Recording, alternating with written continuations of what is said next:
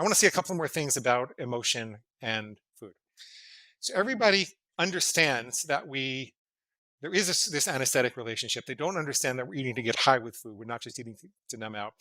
You can remember that by saying, when you go to the dentist, if they're out of Novocaine, does he ever say, I'm sorry, I'm out of Novocaine. I'm just going to inject you with a bagel instead. Or I'm going to inject you with a little bit of chocolate. They don't say that, right? Because numbing out is a different function. But there's another part of this. Let's take an emotion you might want to escape from, like anxiety. A lot of people tell me they have to overeat at night or they can't sleep because they're too anxious. Well, anxiety has a very distinct physiological profile. Your respiration goes up, your galvanic skin response goes up, your heartbeat goes up, your perspiration might go up. And we can measure this in animals. And we found that if we wait for animals to demonstrate signs of anxiety, and then we give them a sugar reward, those animals' bodies learn to produce more anxiety.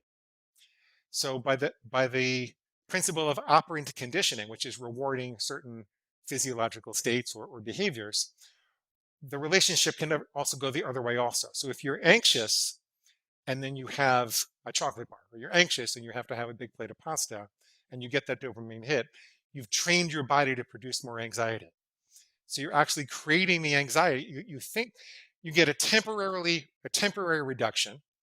This happens with cigarettes also. People think that cigarettes make them calmer. No, it raises your stress level overall, and you get back down to normal for a little bit when you have a cigarette. That's what's happening with food and anxiety also. So it's a two-way relationship between food and emotions. And so what I tell people to do, what I'm trying to teach people to do, is to sever the link between food and emotion.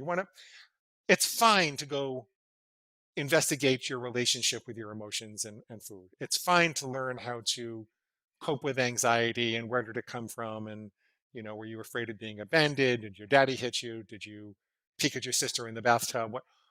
What's making you anxious? That's a very good, valuable therapeutic thing to do, but it's not going to cure your food addiction. You want to use very practical techniques to sever the link. And so if you have a very clear rule, I never eat after 8 o'clock at night, or dinner and done, and that's it. If you have a very clear line, then the emotions don't matter. You might have emotions, you might be uncomfortable, but you have to follow these very practical lines so that you can then experience emotions and deal with them in therapy or whatever. But you stop that two-way relationship. You stop rewarding the emotions with food. So that's actually very important.